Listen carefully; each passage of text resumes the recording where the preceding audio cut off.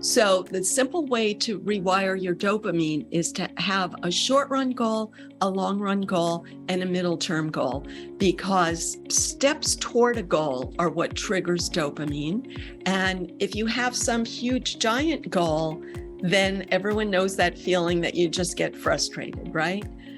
So if you have a short run goal every morning and you know you can reach it, then you have some of that dopamine every day. Hello, I'm Dr. Wendy Myers. Welcome to the Myers Detox Podcast. Today we have Dr. Loretta Bruning on the show today, and she's going to be talking about how to retrain your brain and habits of a happy brain and retraining it to boost your serotonin, dopamine, oxytocin, and endorphin. Those are all the feel-good reward chemicals that we're always after with all these little behaviors that we have every day, trying to seek pleasure and avoid pain. Really good show. We talk about all of her tips on how to boost these chemicals and, why cortisol, the stress hormone or stress chemical, is so quick to be released. We talk about, why things that happened to us in the past help, kind of create these pathways in our brain and make us, release dopamine if we see ice cream, or release dopamine and feel reward when we look at our phone, because, that social media is in there. It's so entertaining. And we just talk about a lot of topics related to that. And we talk about that famous, rat study where the rats drank cocaine from a water bottle, pressed a bar and got some cocaine, and why they forsaked sex and food and water for the cocaine. Why cocaine is kind of similar to ice cream. And why we get, the reward when we eat or see ice cream. Just a lot of really interesting tips today in the show. Very good podcast. And also, it's really interesting or really key to know what drives our behavior and how we can boost these feel-good chemicals, because that's what you're after. So we're just going to hack that brain a little bit today, hack those feel-good chemicals.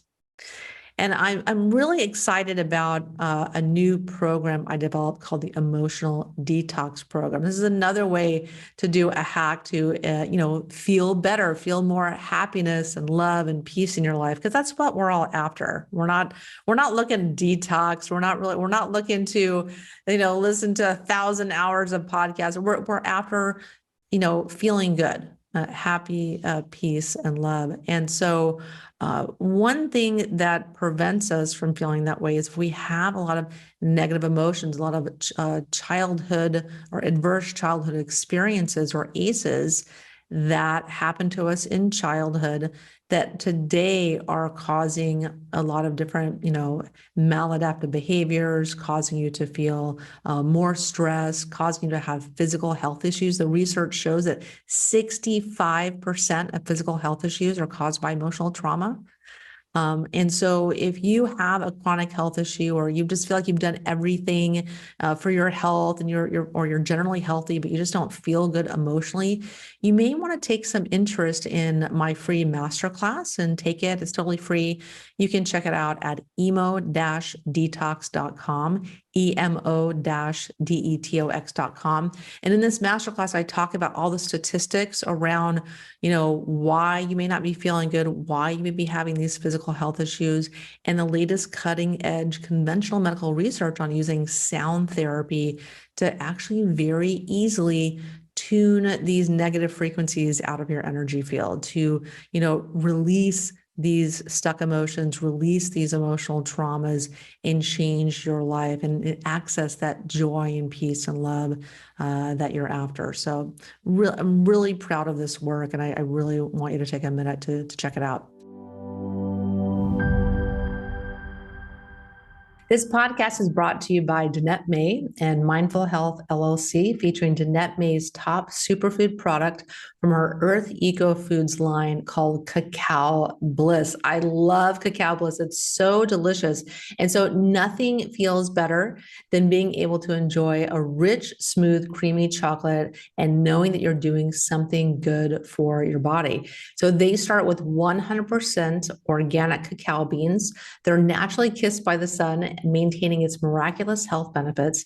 And then they blend it with turmeric, MCT oil, coconut, Himalayan sea salt, cinnamon, and black pepper for the perfect blend to make you feel the best that you ever have.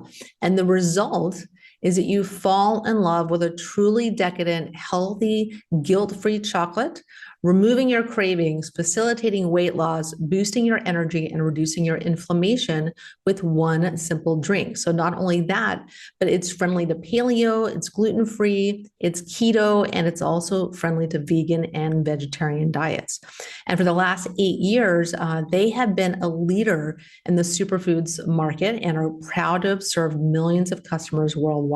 So you can try some Cacao Bliss and get 15% off by using the code DETOX. Go to link shop.earthecofoods.com/MDetox. And you can learn more at Instagram at the Danette May and at Earth Eco Foods. So our guest today, Loretta Bruning, she is the founder of the Inner Mammal Institute and Professor Emerita of Management at California State University, East Bay. She is the author of many personal development books, including Habits of a Happy Brain, Retrain Your Brain to Boost Your Serotonin, Dopamine, Oxytocin, and Endorphin Levels. And as a teacher and a parent, she was not convinced by prevailing theories of human motivation. And then she learned about the brain chemistry that we share with earlier mammals, and everything totally made sense to her. So she began creating resources that have helped thousands of people make peace with their inner mammal. And so Dr. Bruning's work has been translated into 12 languages. And before teaching, she worked for the United Nations in Africa, and she is a graduate of Cornell University and Tufts. The Inner Mammal Institute offers videos, podcasts, books, blogs, multimedia, training programs, and a free 5-day Happy Chemical Jumpstart. And you can learn more about Loretta and her work at innermammalinstitute.org. Loretta, thank you so much for coming on the show. Nice to be here. Yeah, so why don't you talk to us a little bit about, why our brains produce so many ups and downs and why it's so hard to be happy. So many people struggle with that. And that's what we all want, right? We all want to be happy. Why is it so difficult? So I'll give you two simple biological reasons. So one is that happy chemicals are only meant to turn on in short spurts. They're not designed to be on all the time. They're designed to motivate specific survival behaviors. And then when the short spurt is over, there you are. So if you can accept that rather than thinking that I should be on a high all the time. So that's one thing. And then that's the happy chemical side. Then on the unhappy chemical side, whatever triggered your unhappy chemicals, your cortisol in the past, wired you to turn it on faster today when you see something similar. So each of us is sort of like seeing the world through the lens of the worst moments of our life and projecting that onto whatever comes along. Okay, great. And so tell us a little bit, like, what are the job of these neurotransmitters like dopamine, serotonin, oxytocin, and endorphins? So I'll give you the really short version of each one. So first, we've inherited these happy brain chemicals from earlier mammals. And the reason I focus on these 4 chemicals is because their only job is to make you feel good, to motivate a specific survival behavior, whereas like there's hundreds of other chemicals with different jobs. So dopamine is the core that rewards you with a good feeling when you meet a survival need. So a simple example would be from an animal perspective. If an animal is hungry and it finds food, dopamine turns on, that relieves its hunger, that feels great. And it builds a pathway so the next time the animal sees that food, the good feeling turns on and it motivates the animal to go toward it. So that doesn't require any conscious thought. So now if I find myself drawn to a tub of ice cream or a video game or whatever it is that people feel drawn to, and sometimes healthy things too, it's because it met a need in your past. Dopamine turned on and said, wow, get me some more of this. This is what I need. And that's why it turns on so easily today. Yeah, I definitely have had a lot of rewards for eating ice cream. the past. Luckily, I don't have that trigger. I think I broke that path in my brain, so I don't go there anymore. Yep, exactly. I had a funny experience where my refrigerator broke and I couldn't, it wouldn't, like the ice cream melted. And that was a big help.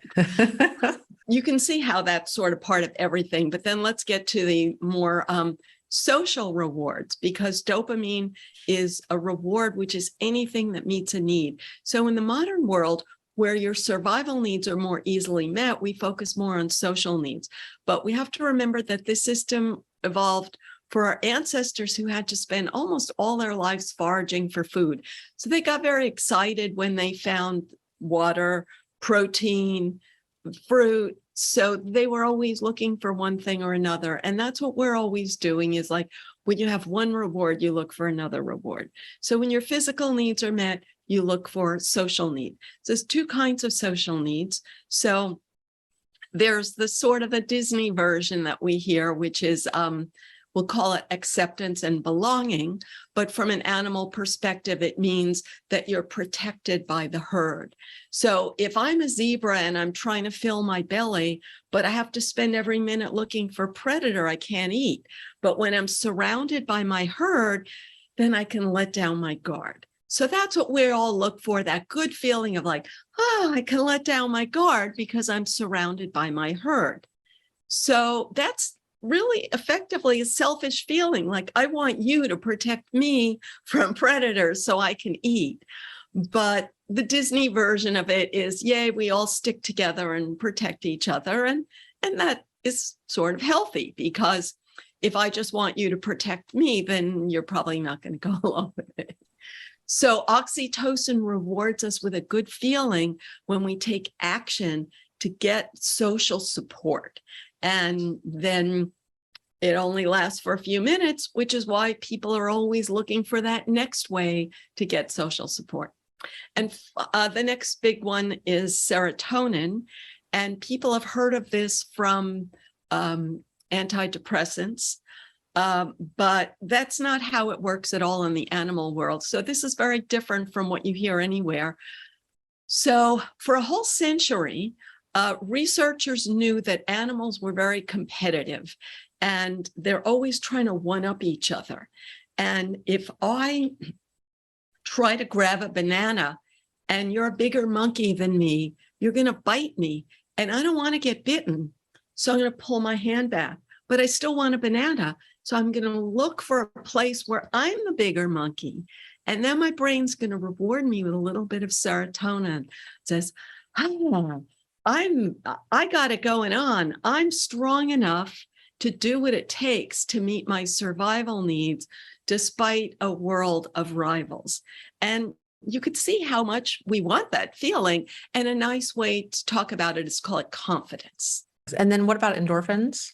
So endorphin is chemically the same as opioid or morphine. Our body naturally releases it when we're in physical pain, because in the state of nature, when you're in pain, you have a short window of a good feeling to mask the pain so you can run to save your life. And after that, you feel the pain because that tells you to protect your injuries. And so everyone can imagine this. If you slip and fall and people say to you, are you okay? And you say, yeah, I'm fine. But then 15 minutes later, you say, wow, I'm really injured, because endorphin masks pain with a good feeling for 15 minutes. And you could see why this is attractive to people. And a simple example is if you get into a hot tub, and that's really pain, and it feels so good. That's why it feels good. But then after 15 minutes, it wears off. And in order to get more, you would have to make the water hotter. But that would be crazy stupid. So we are not meant to purposely inflict pain on ourselves to get endorphin. It's only there for emergencies. So we're meant to seek the others, but not endorphin. Yeah, that's where you see a lot of people running. They want to get that runner's high and those endorphins. I've never, ever experienced runner's high because I just don't run. But yeah, I'm like, that's one way I'm like avoiding that pain and whatnot. But yeah, we want to seek out pleasure and avoid pain. And that's why we're kind of we have all these behaviors that we do to get the hit, like the little rat with the bar with the trying to get cocaine out of the water, we're trying to get rewards. That classic experiment of classical conditioning, we're seeking pleasure and trying to avoid pain. But what about cortisol? So cortisol is our stress hormone. Let's talk about that, because a lot of people are, chronically stressed, or they have a very high stress set point from having a stressful childhood. Like, why is the cortisol turning on so easily? Sure. But do you mind later if we go back to the rats and the cocaine? Yeah, let's go. Let's do the rats and cocaine. Yeah. Oh, okay. No, it's, how like like I spent most of my life in academia, and there can be like nasty wars over little minutia. And there's sort of a nasty war over this rat and cocaine thing. Of course, I had to bring up the controversial tidbit. Yeah, I just don't want to get in trouble, but anything I say is going to make somebody mad. But so in the past, rewards was equated with pleasure. And if you have this pleasure definition of reward, then in a way, it doesn't make sense, because why would a rat push that lever to the point of dying? Because like they said in that experiment, that the rat goes without food and water and sex opportunities and just keeps pushing the lever until it dies. So the modern way of thinking about it is that dopamine, which is, chemically similar to cocaine, is the anticipation of reward, okay, rather than reward itself. But so that's what academics say. What I say is this cocaine is more dopamine than you could ever get naturally. Yeah. That's why it's like a bigger reward. So that's why you're ignoring food, sex, water to the point of dying, because your brain says, oh, this is better. And that's why you're fooling it. So where do we get this idea that I anticipate a reward? This is going to feel so good. It's from dopamine in your past. So what in my past told me that ice cream is going to feel so good? So partly, in a way, it's like cocaine, because in the state of nature, there is no ice cream. There is nothing that's that good. I love how the ice cream is now the cocaine. Yeah, and it's better. If you're on cocaine, ice cream's better, right? But anything that's more reward than you would get naturally, or more reward than you got in your past, your brain says, wow. And the wow builds a dopamine pathway, and then you look for that. Okay, got it.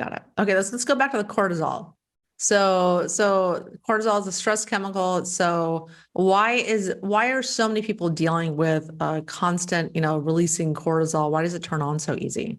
Sure. So in a state of nature, you had real survival threats all the time. Like you didn't find enough food, you were hungry, you were thirsty, you were cold, you heard lions roaring in the background. So this constant sense of threat that people had was real. So that cortisol system to constantly, like you're only focusing on the most immediate threat. So I always say, if a gazelle waited for the world to be 100% safe before it went out to look for food, it would starve to death. So you're always just dealing with the most immediate threat. But in the modern world, when there are no immediate threats, so we learn to focus on more distant threats.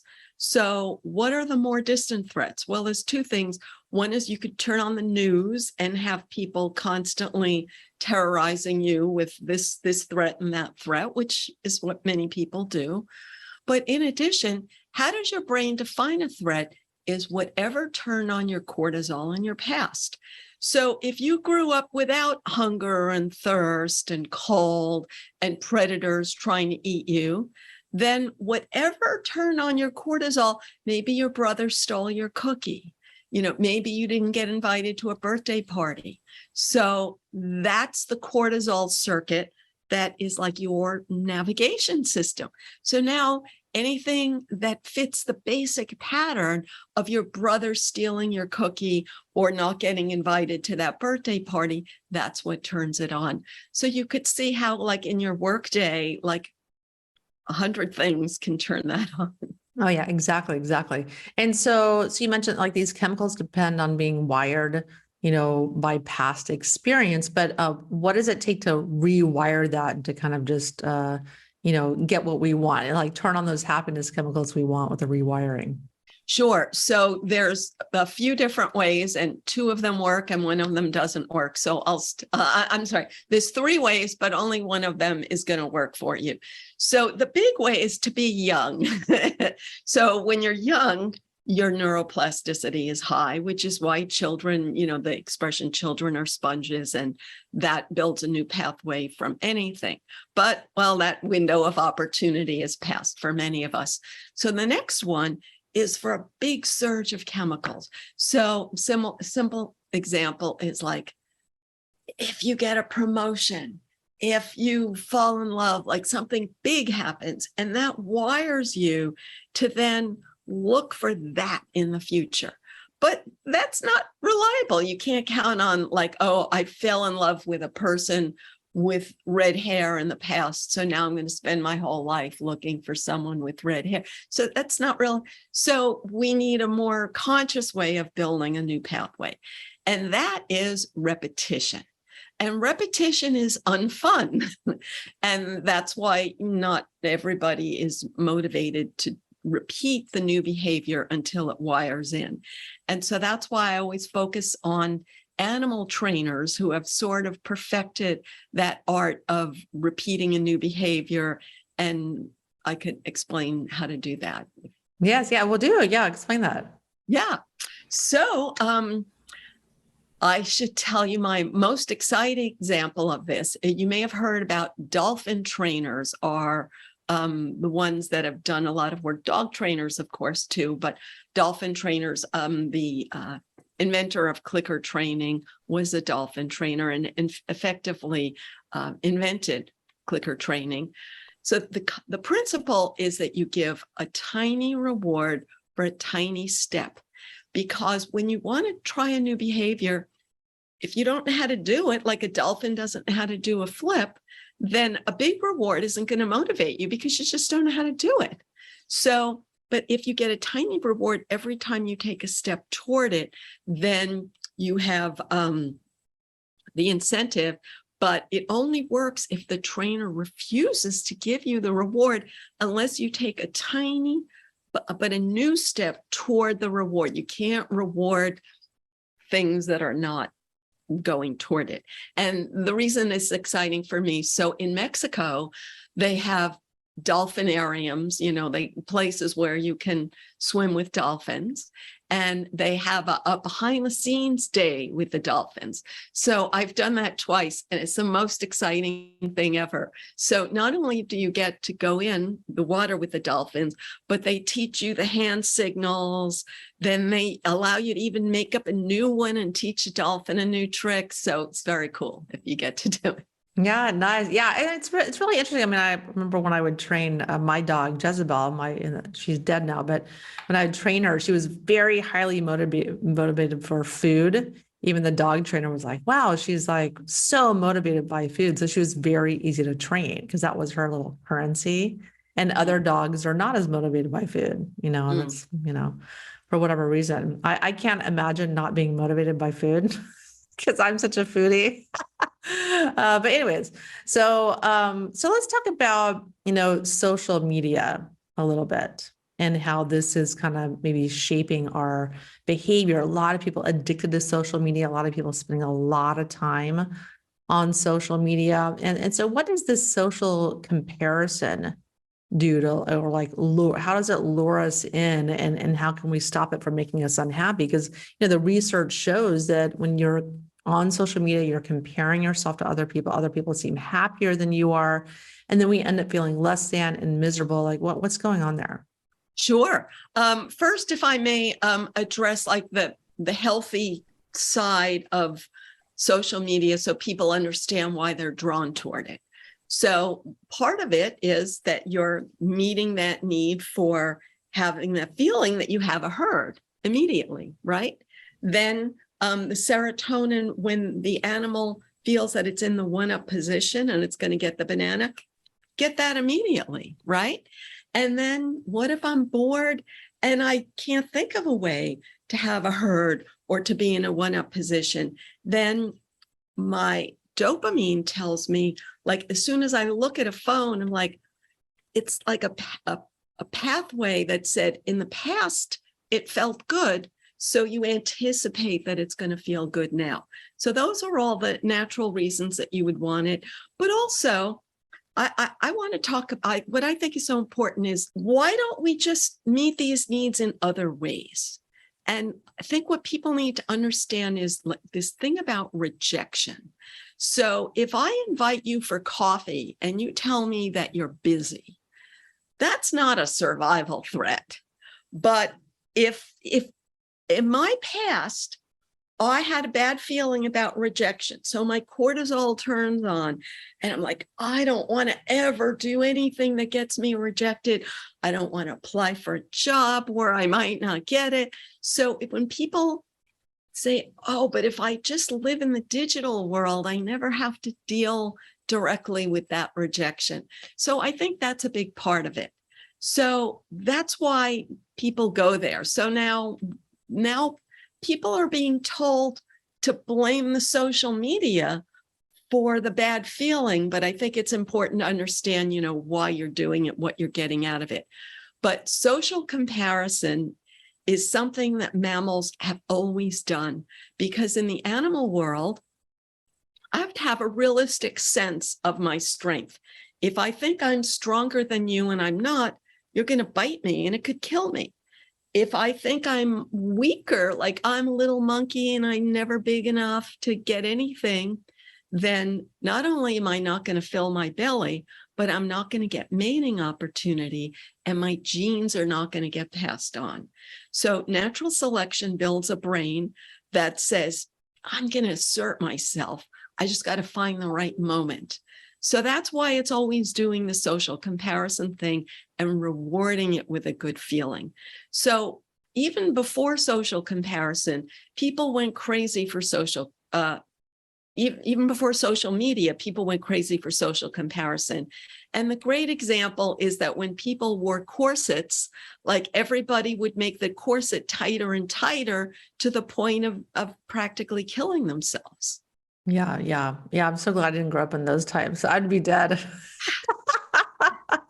Tying that corset super tight. But yeah, in back in the, the 90s, when I was growing up, you did it through magazines. You compared yourself through magazines and television and things like that. There's always a way to compare yourself. And so do you have any tips around social media and about how maybe, we're kind of, it's nice to kind of recognize why we're comparing ourselves, but is there a way to be happy and be on social media? Sure. It's very individual, but what's universal is, and so people can come up with their own plan, but what's universal is we all want to meet that need for feeling one up. We all want to meet that need for feeling like we have a herd. We all want to meet that need for doing whatever relieved my cortisol in the past. So if you give yourself other ways to meet those needs, then the social media will just sort of drop off on its own. So what are other ways to meet that need? So let's get to the big one. My inner mammal wants to be in the one-up position. So how can I do that? So the bad way is to put yourself up by putting others down. And if you do that, then you build a lens on the world where then you think other people are putting you down. So the simple answer is to look for ways to put yourself up without putting others down. So what I recommend is, for 1 minute, focus on your own strengths. Don't dwell on other people's weaknesses. Don't dwell on other people's strengths. Just focus on your own strengths. Do it for 1 minute and do it 3 times a day. And it takes time, repetition to build the practice, because first when you do it, you think, oh, my strengths are so lame. My strengths are not. But then with practice, you say, well, yesterday I had a problem and I solved it. Last month I had a dilemma, but it's gone. So you can just build that confidence in what you do. And then that builds a pathway. And then you may say, oh, well, that's fake. But in fact, you're obsessing over your weaknesses is just as fake. So you're building, I say it's like putting contact lenses over the glasses that you've already learned to look at the negative in yourself.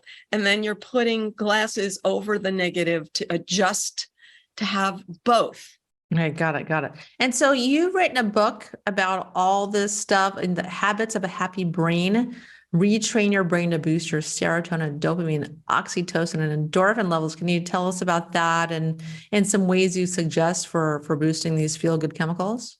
Sure. So I've written a lot of books, and the book that's mostly about the one I just said is called Status Games, Why We Play and How to Stop. So that's the one that's mostly about social comparison and how to rewire your social comparison. So my introductory book, Habits of a Happy Brain, Retrain Your Brain to Boost Your Dopamine, Serotonin, Oxytocin, and Endorphin. So that has a shorter treatment of each one. So since I already did the serotonin, I'll do a quick one on the dopamine and oxytocin. So the simple way to rewire your dopamine is to have a short run goal, a long run goal, and a middle term goal, because steps toward a goal are what triggers dopamine. And if you have some huge giant goal, then everyone knows that feeling that you just get frustrated, right? So if you have a short run goal every morning and you know you can reach it, then you have some of that dopamine every day. And then when you could take a tiny step toward your long run goal every day. And when that path is blocked, then you have a middle term goal and you focus on that so that you can shift your focus all the time and always be making progress, because that's what triggers dopamine. Okay, great. Oxytocin. So the simple way of looking at that is that I used to call it trust, but so it's really trusting yourself to be able to get the support you need when you need it. Because like the core mammal brain is very tribal.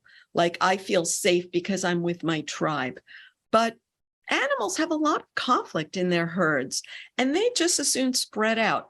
They only cluster when there's a real threat. And people who live in tribes, they don't get to make any of their own choices. They just have to follow the herd all the time. So we don't really want that. So your inner mammal, it wants protection all the time, but it doesn't want to deal with the frustration of always following the herd. It wants like that protection from a parent, but then it doesn't want any of the frustrations of having a parent. It's like, I want my freedom, and yet I want you to do things to make me feel safe. So we have to be somewhat realistic with ourselves. And in adult life, there's a mutuality that I offer you protection, and in exchange, I can get protection. But if you look for one for one reciprocity, you get disappointed. So I learned this from monkeys. We've seen like in videos when they groom each other's fur. Like if I groom your fur, you may not groom my fur back. But then when a predator comes, you may help to protect me. So we invest in other people. We do nice things for other people. And what I call it is we build the bridge to other people, and we can't predict when they will cross it, but we trust that we have a support network that we need. And it's not about giving money to strangers, because when you give money to that homeless person, they're not going to be there for you when you need it. So really, you have to take the risk of building bridges toward real people but not build bridges in a way where you're trying to run their life. So you're just building a tiny brick every day to a different person, and then being grateful when they cross the bridge. Yeah, and be careful. Don't keep giving, giving, and giving, and giving, and then not get anything. You have to know when to stop investing in this person. When they're Yes, not giving exactly. back. And that's why, like, only one little brick one day to one person and another little brick another day to another person. So you don't become a slave to any one person. And that even the monkey brain knows how to do that. When a monkey grooms someone and then they don't return the favor in any way, like in mating season, that they forget them, then they stop grooming them and they groom someone else. Yeah, even the monkeys can learn that. Like you can too. That was a really hard lesson for me because I'm a giver. I love giving. So now I know I want to cut those monkeys off. Yeah. So can you talk about any like free resources you have that kind of delves deeper into these topics? Sure. Depending on how deep a person wants to go, because it varies widely. For people who don't love to read, or if you have someone in mind who doesn't love to read, I have a video series, youhavepoweroveryourbrain.com, and it introduces all of this. It's free. I've made a new video series that's not going to be free. It's an online course, but it's not out yet. But the free series is in 5-minute segments, and they're very entertaining and explains everything I've said. So then I mentioned the book. My website has everything. So innermammalinstitute.org. Innermammalinstitute.org has all my social media and a wide variety of resources for whatever learning style you have. Hey, great. Yeah, I thought that was a really interesting website. Really, caught my attention. Thank you. Yeah, but I think it's nice. It just ties into everything you're doing and, that animal behavior and transferring it to us as humans. Well, thank you so much, Loretta, for coming on the show.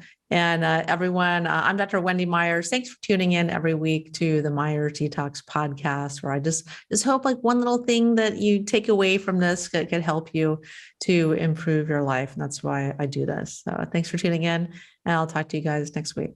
The Myers Detox podcast is created and hosted by Wendy Myers. This podcast is for information purposes only. Statements and views expressed on this podcast are not medical advice. This podcast, including Wendy Myers and the producers, disclaim responsibility for any possible adverse effects from the use of information contained herein. Opinions of guests are their own, and this podcast does not endorse or accept responsibility for statements made by guests. This podcast does not make any representations or warranties about guest qualifications or credibility. Individuals on this podcast may have direct or indirect financial interest in products or services referred to herein. If you think you have a medical problem, consult a licensed physician.